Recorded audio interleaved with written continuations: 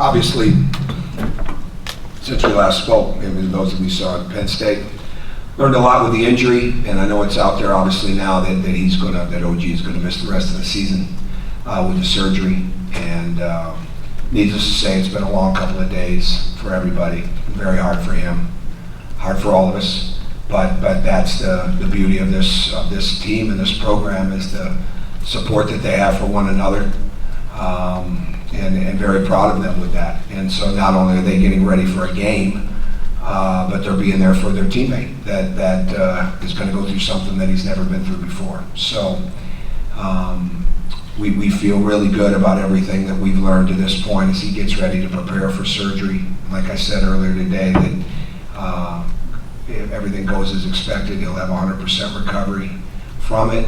And but in the meantime, getting his spirit to continue to understand that this is just part of life, and it's an unfortunate part. But he's got a very strong faith. He's got a great spirit. He's quiet at times, but very, very smart, very introspective, and again, that faith is what that any of us would call on at this point in time when you're dealing with this type of situation. So we want to help him every possible way that we can, and I really have no more update on what our next step will be with him other than what we put out today. So as far as this game, I don't know if we'll have Juwan Morgan. If I'm saying something up here, I would say it would be doubtful, though it's possible, when tomorrow gets here, but I would say it would be doubtful. And we just got to continue to figure out ways. And I'll say this, that we need 17,000 very strong 6 men tomorrow. And because these guys are really working hard, they're playing at a strong level, they're improving. They showed great resiliency the other night through a lot of things, and at the same time, all that pales in comparison to the fact that now one of their closest teammates, and certainly not only one of our best players, one of the best players in the country, is not going to be out there with them. So we need that support. And I'm really counting on it, for these guys, that they've got that support out there tomorrow, and to help them through it. All right, not in just because it's uncharted. We've been in these situations before, but it's uncharted for this team. Certainly the Colin Hartman injury was really, really tough, but it was in the preseason. And a lot of the new guys and the guys back, we never got to see, what Colin could bring to the team this year. Well, they did get to see what OG is capable of. Sunday he had 7 steals, 18 deflections. And they've seen it, they see it in practice, they see it throughout the games. So there's no way to equate what kind of loss it is, but the bottom line is that everybody has got to continue to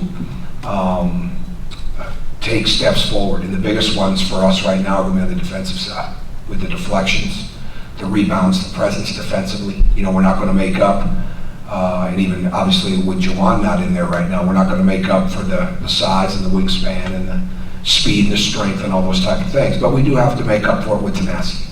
And our focus is strong, but tomorrow's not here yet.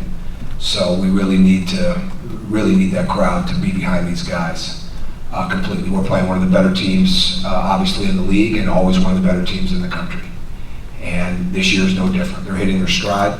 Miles Bridges looks really good right now. Looks really confident, very effective. Their freshmen have really grown up. I mean, getting a chance to see those guys out on the court in Honolulu like we did in November, and now to see how many of them they're getting so much better because they've been able to play so many minutes together. You can see that in them, and they're deep, and they really don't have a great drop off when they go to the bench. They're playing with great speed. They never get bored with what they're trying to execute. They're one of the more physical teams in the country with their ability to screen, post, rebound the ball. And it is a Michigan State team that we have a ton of respect for. And we've got to figure out our way tomorrow. That's the most important thing. We just got to figure out our way, a lot like we did on Wednesday night. But now not having OG is definitive. And like I said, the Juwan thing is not clear yet. So here we are. Saturday will be here before we know it. And everybody, like I said the other night, the youngest team, or third youngest team in the league, got a little bit older that night. They've got to get a little bit older every day now, a little bit quicker than what we would have hoped. So, go ahead.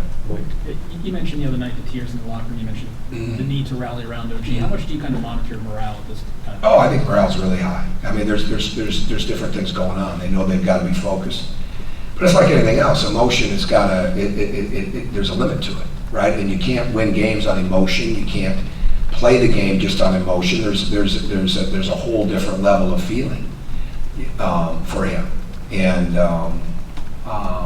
the locker room after the game was extremely difficult, and it's been difficult the last couple of days, and very difficult, and not for what are we going to do? It's not like that. I mean, it's really not. We have our coaches meetings, and we do all that stuff, and it's not like that with the players. I mean, they know that one of their guys that they're very, very close to, he is absolutely one of the guys, and now he's not going to get a chance to play like that. So you monitor it, but at the bottom line is we've got to do everything we can do to keep our team focused, and at the same time, I don't have any worry about how empathetic they are for him or how empathetic all of us are. There's been such a level of support. I just walked upstairs after our meeting and see all these texts. I mean, there's so much support, for him, and that says a lot about him.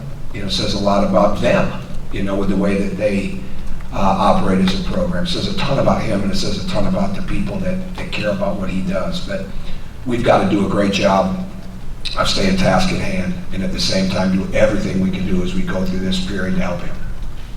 Terry, do roles change, maybe specifically with Mick Roberts?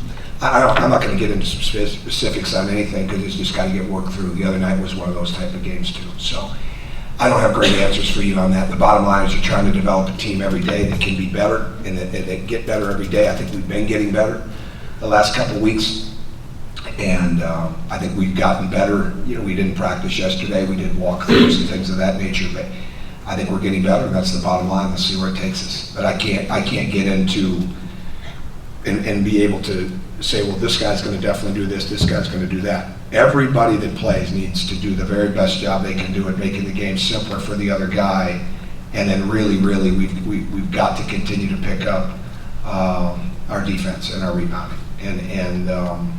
And OG is a threat to score at the rim. He's a threat to score on the break. He's obviously a threat to score, from about anywhere when he puts that ball down on the ground and puts that shoulder down. And his three-point shooting wasn't great, but it's certainly something that we look to.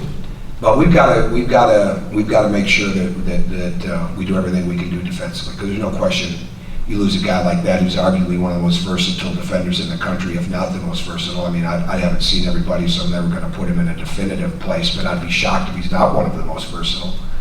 We'll miss that. It's kind of a weird question, and maybe the answer. This is the first? It's the first for you? No, definitely not. Do you draw a line between like James and OG and Colin and worry about it becoming something that just kind of they're doing to their bodies that's making them susceptible to this? Do you look at that, or is it just kind of one of those like it happens sometimes and this is just kind of a weird rash up? Well, I'm no doctor, obviously, but I mean they're all different situations, and so no, I mean I don't think there's anything you look at. I mean I don't even know how you would quantify that. So I'm certainly not educated enough to even remotely give an answer to that, other than that, like I said, they all look like different situations to me, just unfortunate situations. I didn't see Priller at Penn State. What's his status? Tim Priller's situation is this. He is in the midst of a double major, and in the midst of that double major, we've run into a eligibility issue on progress towards degree, which we're working through. And so right now he cannot play, and he cannot travel, even though he can be on the bench. But we're working through it. It's been going on for a little bit here, and it's unique. I mean, he's got so many credits, but at the same time, it's a progress towards degree situation. So because we're in the midst of it, there's really not been much more to add to it, but he's not available to us right now. Can he practice through that? Yes, he can practice. He can't dress or travel. He can dress at home. Yeah, he can dress at home. He can't travel. No. But I mean, I'm not sure. We're in the process of that. You know, we're in the, actually in the appeal process of that. So we've got to see where it leads us.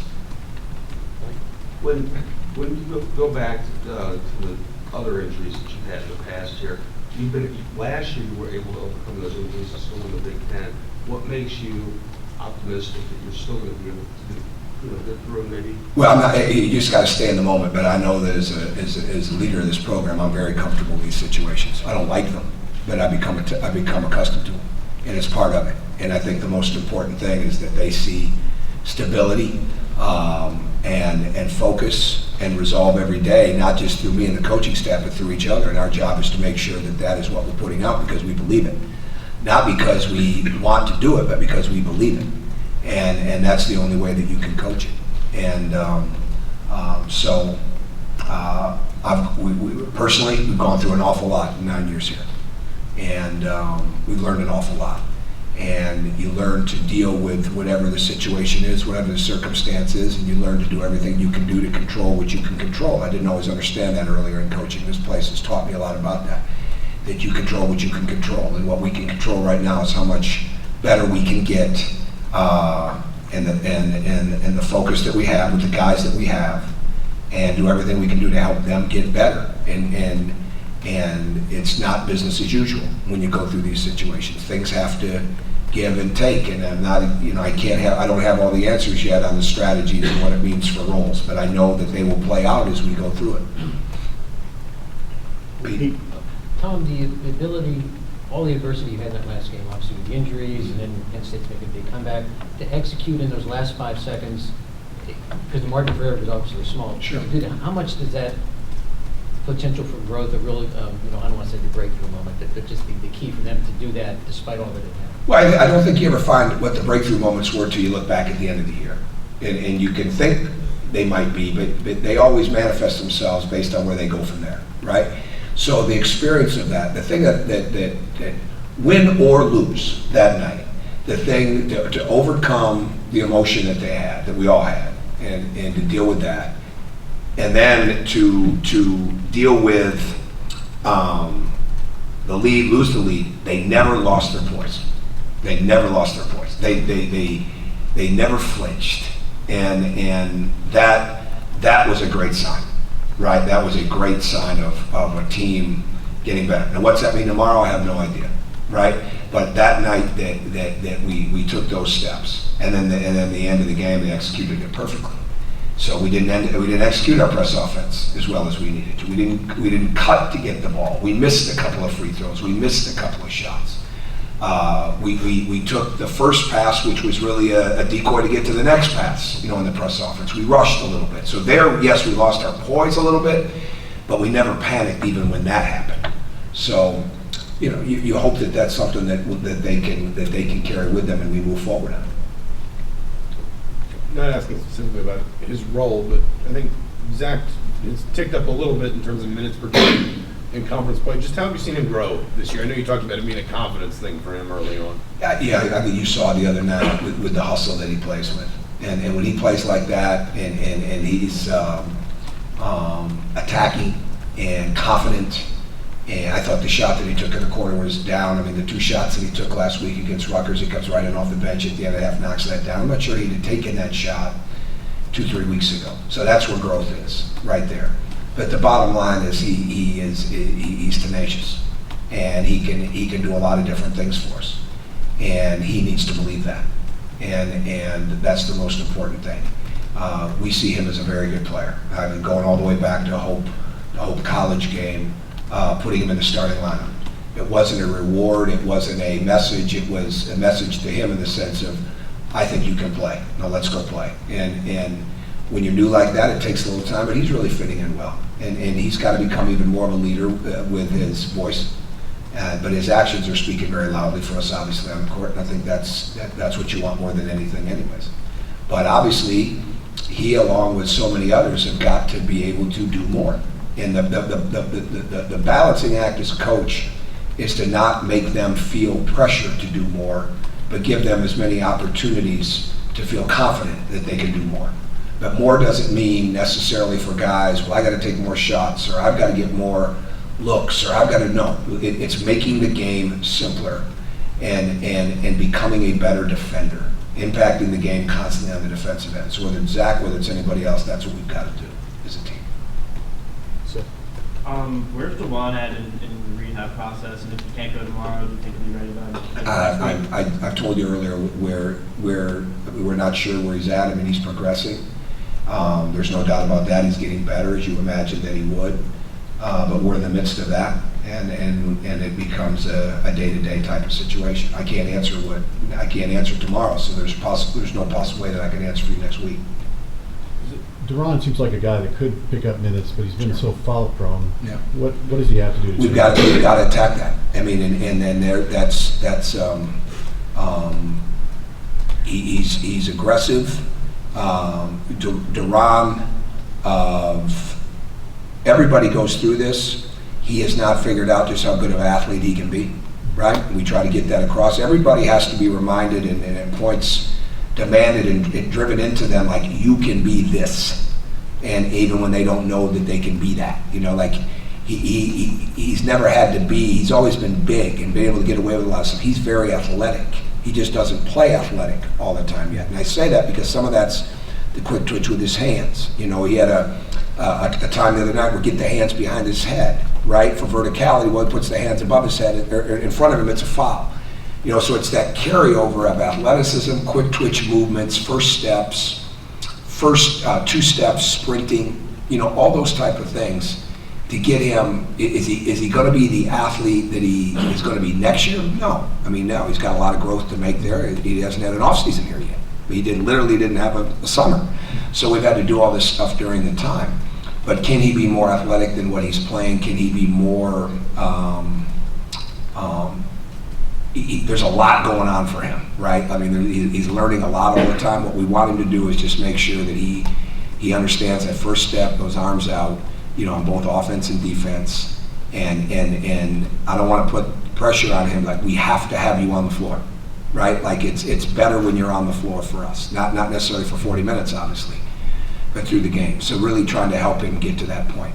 But I would say this, he made a ton of progress, all right, for the 2 months leading up into January.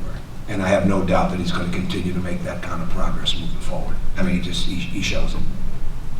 But it is something we have to continue to work through. There's no question about that. Go ahead. Anybody? Just, Juwan, is it like a foot, or is it an ankle, or like what's the? That's his foot. All right. All right, thank you. Thanks, Tom. Yeah.